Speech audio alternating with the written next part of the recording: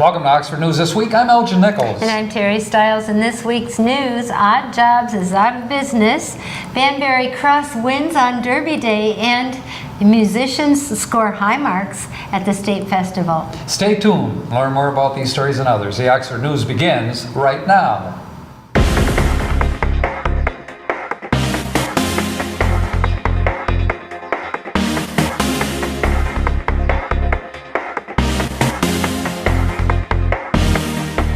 For months, frustrated customers of Oxford-based Odd Jobs Disposal have been complaining about the waste haulers' late and missed pickups and lack of communication. Many complaining they called and emailed with no response from the company. Now, their former customers are questioning what to do next now that the company closed its doors. The problem is, many people say they've already paid for the next quarter. It seems the company just could not survive after the Orion Township Board recently voted 6-0 not to renew Odd Job license to serve over 5,200 customers in that community.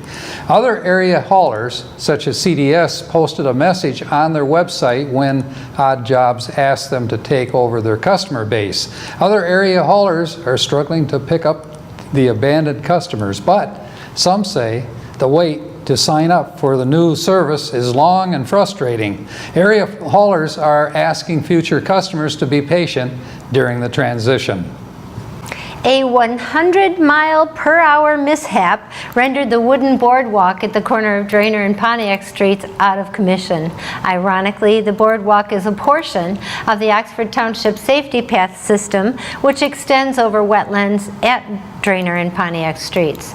According to Oakland County Sheriff, an Orion Township woman said she had gotten into a verbal fight with her boyfriend, then drove off with him following her. The woman reportedly told the deputy she was driving as fast as her car would go in an attempt to get away from him. The driver was issued a citation for careless driving, and luckily neither she nor any passers-by were injured. Oxford High School's Wind Ensemble and Symphonic Band received high honors at their most recent solo and ensemble competition. Both groups scored straight ones, which is the highest score possible at the Michigan School Band and Orchestra Association, MSBOA. The state festival was held last Friday and Saturday at the high school's Performing Arts Center. 18 bands and orchestras from 15 schools participated in the festival, and each group performed 2 pieces, and a panel of 3 judges evaluated the groups and rated them on a scale from 1 to 5, with 1 being the highest rating possible. Not only did the 65-member wind ensemble receive a 1 from each judge, it also received straight A's. Band director Jim Gibbons explained, each judge awards letter grades in 5 categories: tone, intonation, rhythm, technique, and interpretation. Having the wind ensemble receive 15 A's is a big deal, according to Gibbons, because the standard is much higher at a state festival than it would be at a district festival level. Those aren't the only awards Oxford residents received this week. Our own Oxford Leader editor C.J. Carnacchio received 5 Excellence in Journalism Awards. No surprise there, from the Detroit chapter of the Society of Professional Journalists. The awards he won last week were for writing and photography skills. In editorial writing, Carnacchio earned first place for his October 31st piece, Our Picks for School Board, quote unquote. In addition to endorsing 4 candidates for the Oxford Board of Education, the editorial addressed the type of person that voters should avoid electing to boards. He picked up another first place award in the sports photography category for his April 25th image, Pure Muscle, quote unquote, taken at the 56th annual Elmer Ball Track and Field Invitational. It shows OHS senior Rick Galbraith competing in a shot put event. Carnacchio also earned 2 second-place awards in the news writing category. Congratulations, CJ. Over 200 people attended the 29th annual Derby Day celebration at Banbury Cross Therapeutic Equestrian Center in Metamora. Considered by their board to be their biggest fundraiser of the year, the event raised just over $150,000 to help care for a dozen of their therapy horses, keep existing programs running, and maintain the facility. According to Executive Director Jessica Moore, this event raises the majority of the funding it takes to run the facility for 1 year. Be sure to watch next week's OCTV program, Our Community Access, to get the full coverage of this spectacular event.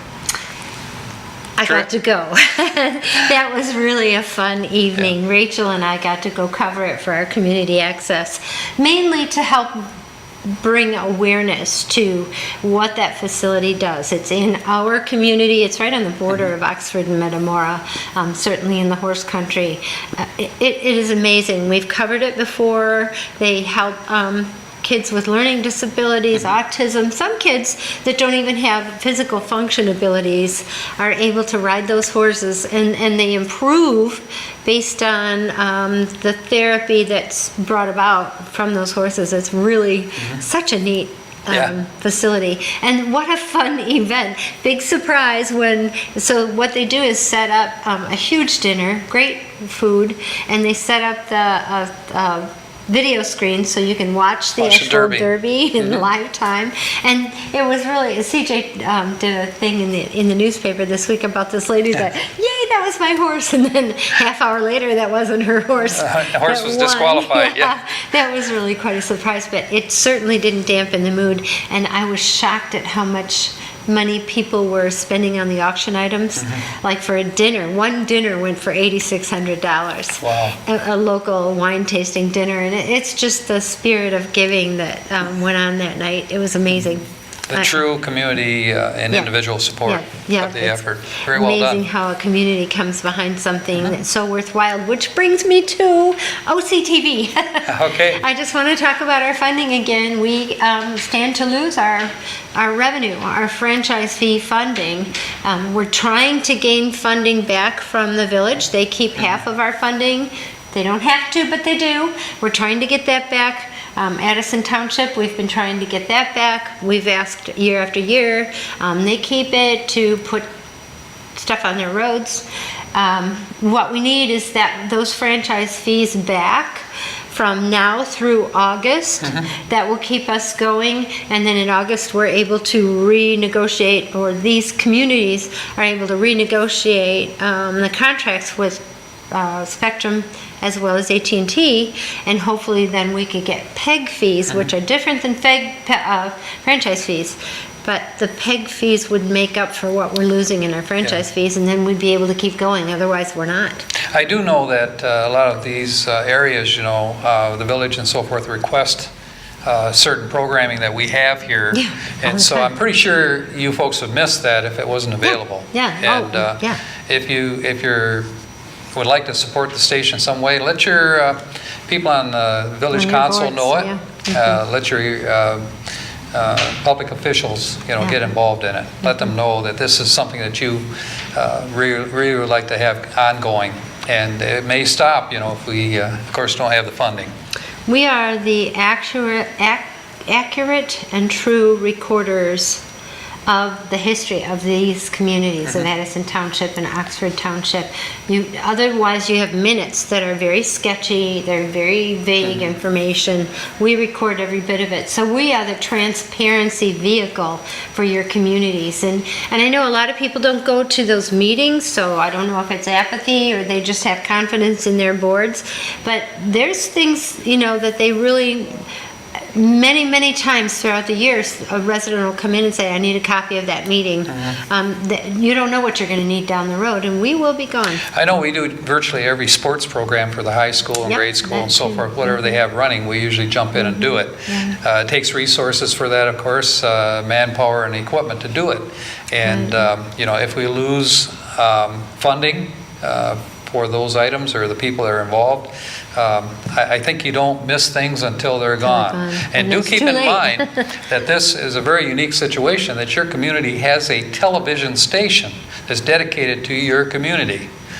And that's a Very unique rare. thing. I've been in a lot of different communities which do not have that service available. So once you lose it, it's going to be gone. So You'll never see it again. do support it, And I the only think. news you'll get then, it won't be about your community. It won't even be about Lake Orion or Oxford or Metamora or even Pontiac.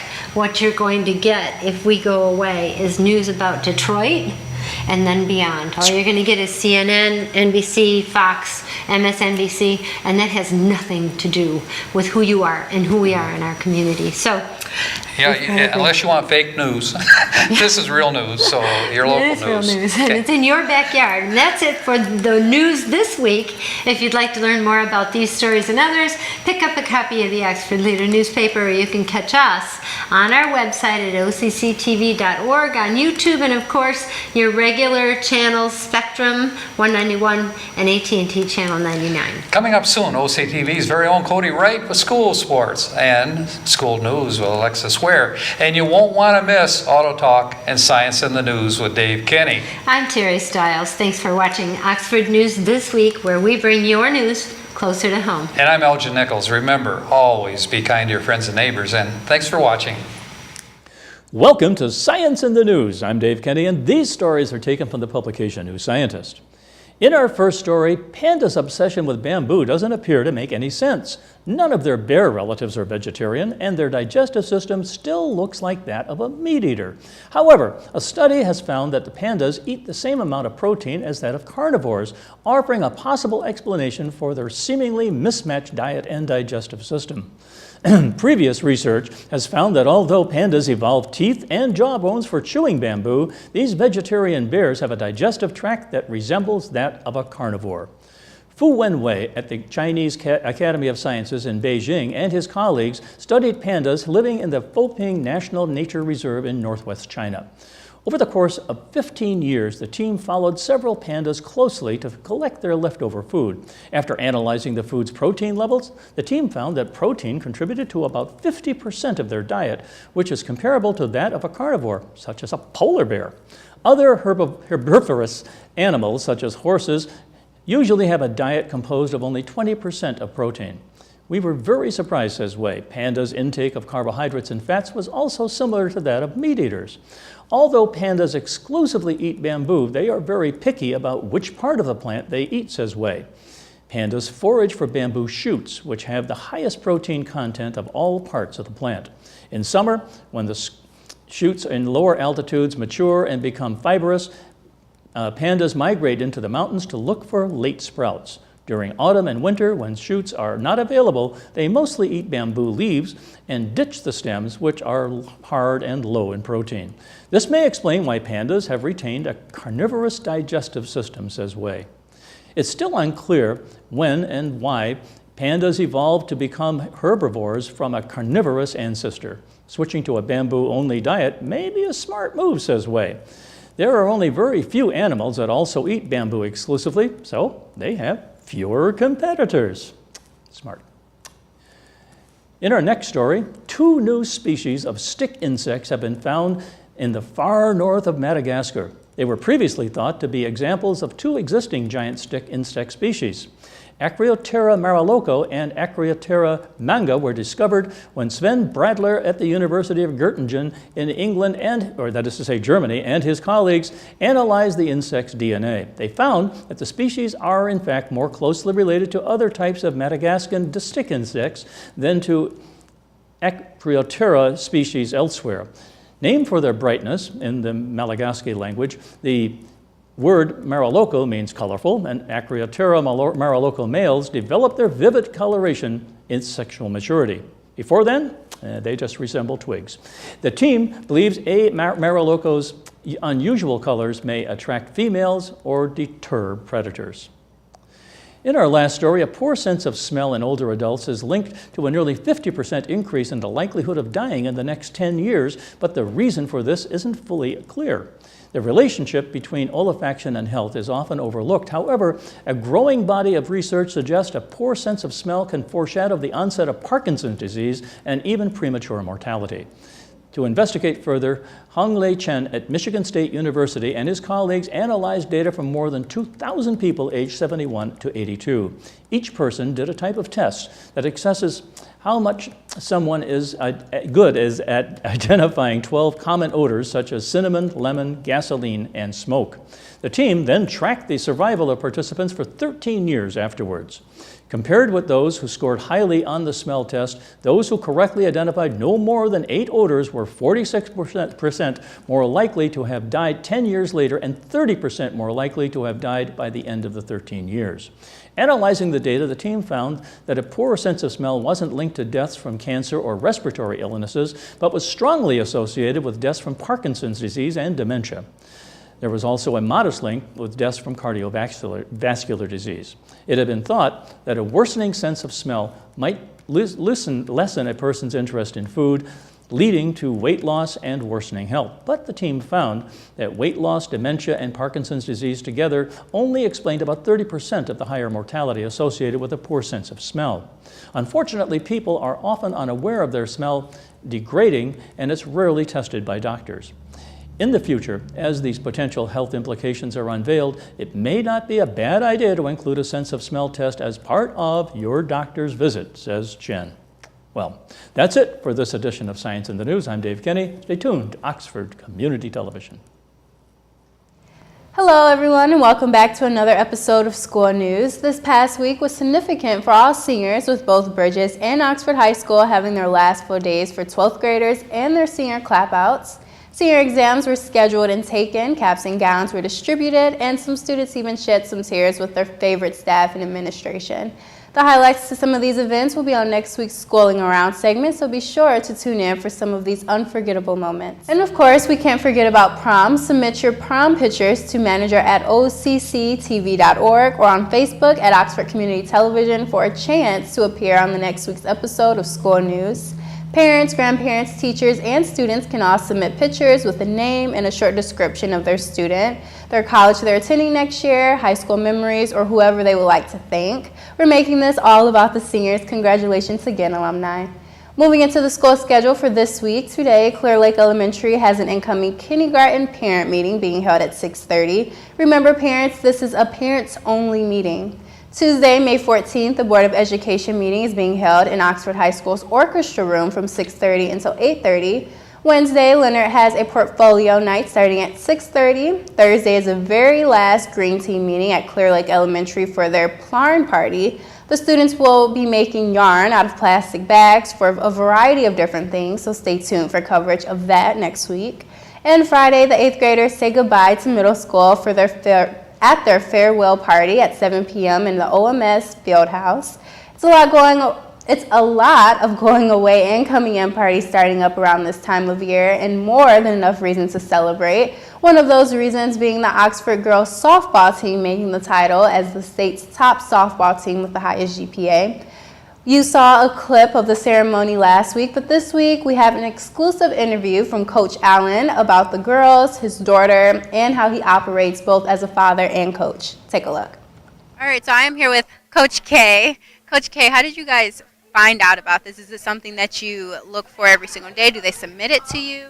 Okay, the Michigan High School Softball Coaches Association, they every year sponsor Academic All-State and then your state champion team award, if you will, and you submit your grades for each team. So we've been doing that, and then this year I submitted the grades, and I knew looking at this group here, I'm like, we got a pretty good chance. And sure enough, I got the response on Saturday, and I was like, wow, this is excellent. So not sure what to do with it. It's not something that we were expecting to happen on this weekend or anything like that, and I'm just real proud of them because they're all so smart.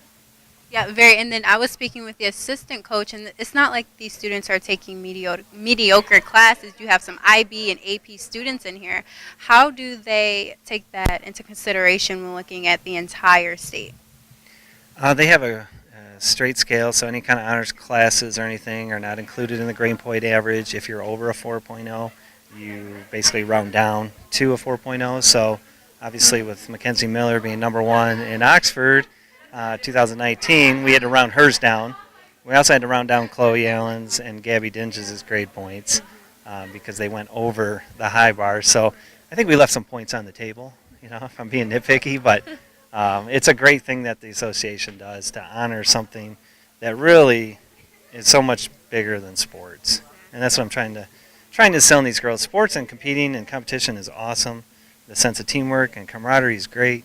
But, I mean, if you're disregarding your studies and your family, I mean, softball means nothing in the grand scheme of things. So, and these girls seem to get it. And speaking of family, Chloe Allen, you skimmed right over that. She's actually your daughter, and she's one of, the most recognizable players. There was a few articles done about her. Can you tell us a little bit about what you do as both a parent and a coach to push her? She's got three younger sisters and one younger brother, and she's responded well to me encouraging and pushing. I think I've grown a little bit in my older age to not push so much, but she's extremely self-motivated. I've never had to wake her up. I've never had to tell her to work out. I mean, it's pretty easy, so it's all her. That was Coach Allen. Thank you again for speaking with us, and congratulations one last time, ladies. Remember to tune in Monday through Friday at 11 a.m. and 3 p.m. for the Scrolling Around segment, and 11 a.m. and 7 p.m. on Saturdays. Until next time, I'm Alexis Ware. What's going on, Wildcat fans? Cody right back here once again for this week's Sports Report. Here at Oxford, it is no secret that we have some pretty outstanding student athletes. We talk about them every week.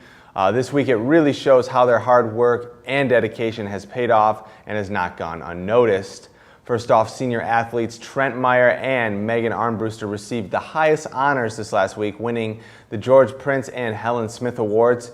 These awards are given to the best male and female athletes of the senior class, and I couldn't think of two individuals more suited for this. Trent Meyer had an outstanding year this fall on the football team.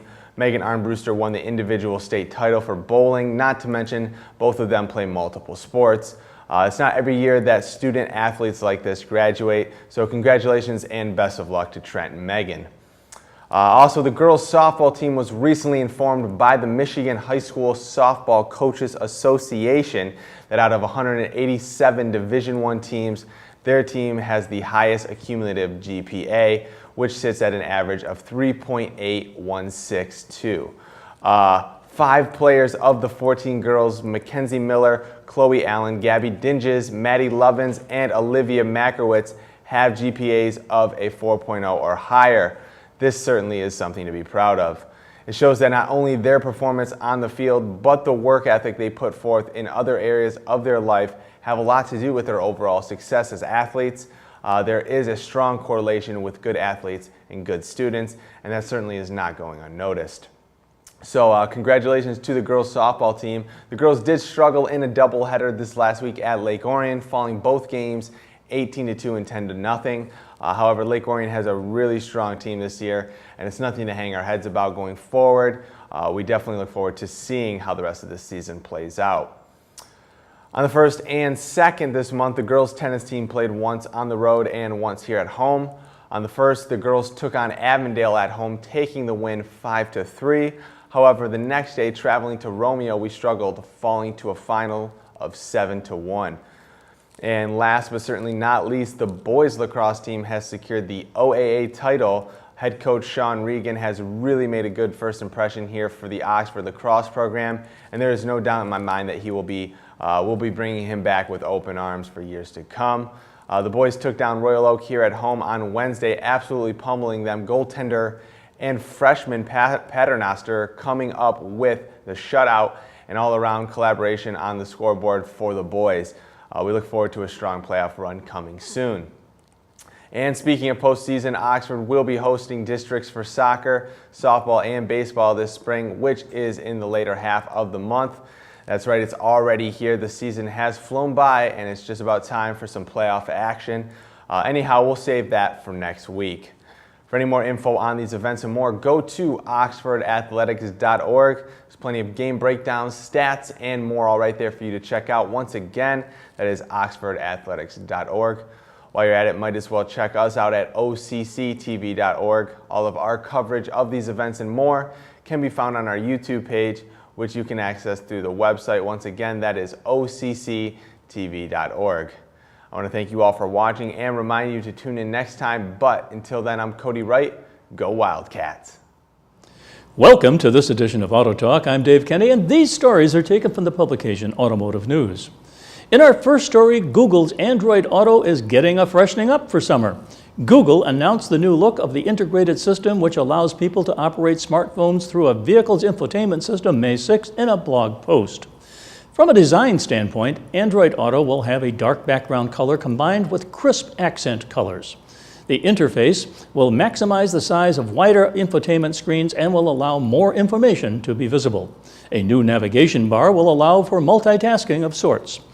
For example, a user can see turn-by-turn directions and mobile apps at the same time on the screen, Google said.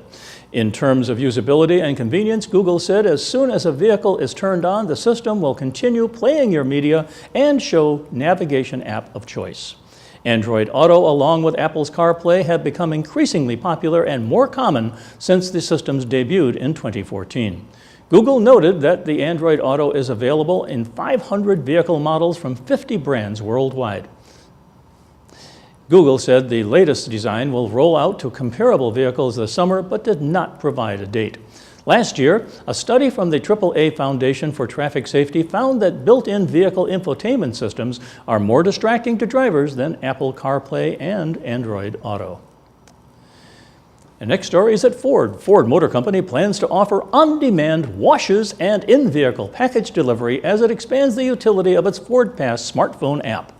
The automaker says owners of 2017 model or newer Fords and 2018 or newer Lincolns with built-in modems can access the services. Ford is partnering with Amazon on package delivery and with startups Sparkle, Spiffy, and Rub-a-Dub for car washes. Ford is the third automaker to partner with Amazon on on-vehicle delivery following similar announcements last year by General Motors and Volvo. Customers with an Amazon Prime account can download the Key by Amazon app, sync it with their Ford Pass or Lincoln Way account, and select the vehicle delivery option when placing an order with Amazon. Packages can be delivered to a location registered by the customer where someone from Amazon will unlock the vehicle, put the package inside, and lock it back up again.